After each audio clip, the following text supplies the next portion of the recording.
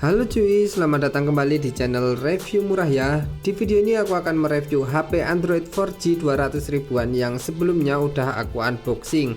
Ini adalah HP Andromax, harganya 200 ribuan yang aku beli di Shopee ya.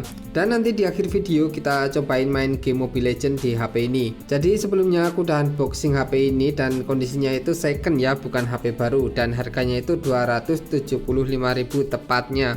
Oke, jadi pertama-tama kita mulai dari tampilannya ya. Untuk tampilannya sih HP ini cukup lecet-lecet ya, karena kondisinya juga second saat beli. Tapi kalau kalian beli baru harganya itu sekitar 400 ribuan, dan masih ada juga yang jual HP ini tuh stok-stok lama. Nah kayak gini kondisinya itu cukup lecet-lecet ya. Dan untuk tampilannya ini kayak gini, di bagian atas ini ada speaker dan juga kamera, di bagian bawah sini ada 3 buah tombol kapasitif, dan di samping kanan ini ada sebuah tombol power ya, dan di samping kiri ini ada tombol volume up dan juga tombol volume down.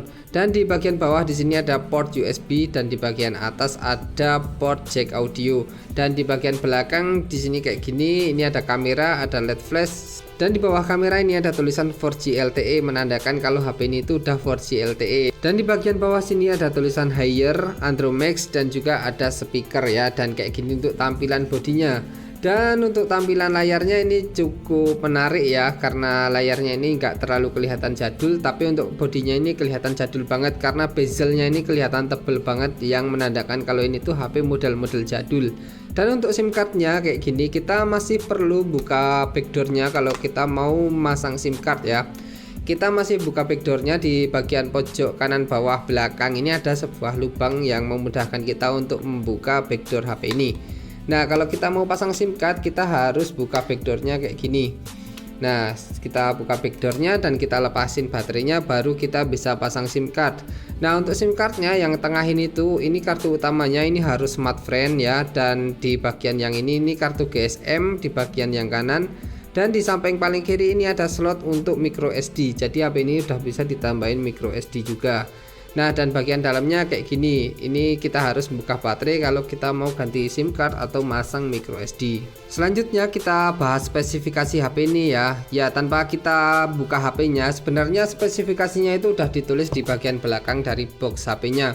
Nah di bagian belakang box HP ini tuh ada tulisan dual SIM ya, smartfren 4G LTE plus GSM. Jadi yang satu ini harus smartfren dan yang satu GSM. Dan yang di bawahnya ini ada tulisan dual kamera 5 megapiksel dan juga 2 megapiksel. Nah kamera utamanya ini 5 megapiksel dan kamera depannya itu 2 megapiksel. Untuk CPU nya ini clock speednya sampai 1,2 GHz dan quad core ya, core-nya cuma ada 4. Dan ini pakai chipset Snapdragon 410 ya, kayak gini 410 ya. Ini udah lumayan, nggak jadul-jadul amat seperti yang tipe 200an kayak gitu.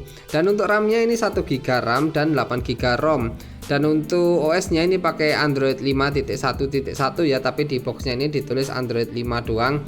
Dan untuk baterainya ini 2000 mAh ya, cukup kecil untuk baterainya, sesuai harganya juga. Ya untuk melihat spesifikasinya lebih spesifik, kita bisa pakai aplikasi bantuan seperti AIDA 64 atau kita bisa pakai DevCheck ya. Di sini aku pakai AIDA 64 aja untuk ngecek spesifikasinya itu secara lebih detail. Nah kita ke AIDA 64 dan ke sistem dulu. Nah untuk sistemnya kayak gini, ini namanya Andromax ya, Andromax G36C1H, dan mereknya ini smartfren dan ini pakai MSM 8916 ya. Dan kayak gini untuk RAM terpasangnya di sini terbaca 1 GB RAM dan RAM totalnya itu 897 MB dan tersisanya cuma sekitar 300 MB ya. Jadi aku belum ada download aplikasi sosmed seperti Facebook, Instagram atau WhatsApp, dan tersisanya cuma 300 MB. Dan untuk memori internalnya dari 8 GB ini terbacanya cuma 4,5 GB-an, dan untuk tersedianya ini cuma 3 GB ya, cuma 3 GB 3139 MB, itu 3 GB ya, 3,1 GB-an. Nah ini aku belum download aplikasi sosmed ataupun game Mobile Legends ya. Dan selanjutnya nanti kita coba download aplikasi sosmed ya, Facebook, Instagram dan juga WhatsApp. Nanti tersisa berapa MB untuk RAM dan ROM-nya ini. Oke, selanjutnya kita coba download dulu dan nanti aku akan skip ke bagian yang udah aku download. Oke, dan di sini setelah aku pakai buat download Facebook, WhatsApp dan Instagram, kita coba cek lagi memorinya itu tinggal berapa ya. Nah ini memorinya itu setelah dipakai buat download Facebook, WA dan Instagram tersisa 2,4 GB untuk penyimpanan internalnya. Nah ini ya 2470 MB atau 2,4 GB, dan untuk RAM-nya ini masih sama, masih tersisa 300 MB-an ya. Oke, jadi selanjutnya kita coba cek spesifikasi lainnya aja lewat aplikasi DevCheck ya. Ya karena aku terbiasa pakai aplikasi DevCheck sih, bukan AIDA 64. Kalau AIDA 64 belum terbiasa jadi ngomongnya susah. Oke, jadi langsung aja kita ke hardware. Nah, di sini untuk chipsetnya pakai Snapdragon 410 dan pemrosesannya ini 28 nanometer. Untuk intinya masih 4 core ya. Maklum aja kan HP jadul dan harganya juga murah. Ya, jadi masih 4 core ya, belum 8 core ya. Oke, untuk GPU-nya ini pakai GPU dari Qualcomm juga, Adreno TM306, dan ini nggak support dukungan Vulkan, dan OpenGL-nya masih jadul banget 3.0 ya. Selanjutnya untuk tampilan layarnya ini beresolusi 854 x 480 pixel dengan kepadatan layar 160 ppi ya. Ini masih kurang padat ya 160 ppi, tapi nggak apa-apa karena harganya juga murah. Dan untuk ukuran layarnya ini diperkirakan 6,13 ya, 6 inci lebih dikit, dan untuk frame rate-nya ini 60 Hz. Dan untuk memorinya ini 1 GB untuk RAM-nya dan 8 GB untuk ROM, tapi tersisanya cuma 4,4 GB doang. Beberapa udah kemakan sistem. Ya, dan untuk Android-nya di sini pakai sistem Android 5.1.1 ya, Lollipop, dan baterainya ini 2000 mAh harusnya, tapi di sini nggak kedetek. Dan untuk jaringannya ini sudah sampai 4G, dan untuk kameranya, kamera belakang 5 megapiksel dan kamera depannya cuma 2 megapiksel. Oke, selanjutnya kita akan kita coba buka Facebook di HP ini, Facebook sama Instagram ya, apakah lancar. Ya untuk Facebook kan sih masih lancar-lancar aja ya kayak gini, tapi sinyalku ini agak-agak nge-lag gimana, jadi susah. Ya kayak gini untuk Facebook kan masih bisa, dan kita coba buka Instagram. Ya untuk buka Instagram sih agak lama ya masuk Instagramnya kayak gini, tapi nggak apa-apa. Dan setelah masuk Instagramnya ini juga lancar. Tapi yang aku rasain kalau ini dipakai lama, apalagi kalau disambil buat download, ini akan ngeframe parah HP-nya ya, jadi lemot nggak karuan. Ya kalau dipakai lama-lama, apalagi kalau buat download dan di multitasking, ini akan kerasa banget HP ini lemot dan ngeframe kayak gitu. Ya belum buat game aja udah ngeframe ya, kalaupun itu cuma di multitasking. Selanjutnya kita akan cobain kamera, dan ini untuk kamera belakangnya ya, kebetulan aku dapat barang yang nggak oke nih untuk kamera belakangnya nih. Nah barang yang aku dapat ini kamera belakangnya blur kayak gini, tapi nggak dituliskan sama deskripsi penjualnya ya ini. Mungkin dia kelewatan aja dan lupa nggak ngecek barang sebelum dikirim, dan ternyata kayak gini ya. Ini resiko lah kalau kita beli HP second ya di toko online, kita nggak bisa cek barangnya terlebih dahulu, jadi kita bisa jadi dapat barang yang nggak oke kayak gini. Tapi nggak apa-apa kalau kalian mau beli HP kayak gini, semoga aja HP yang kalian dapat itu HP yang normal ya, nggak kayak HP yang aku beli kayak gini. Oke, selanjutnya kita cobain kamera depannya nih, kita coba kamera depan ya. Nah untuk kamera depannya ini bening, jujur aja kamera depannya bening ya, kayak gini kamera depannya bening lah, pokoknya gambarnya nggak mengecewakan lah, sesuai sama ukuran megapikselnya ini 2 megapiksel doang.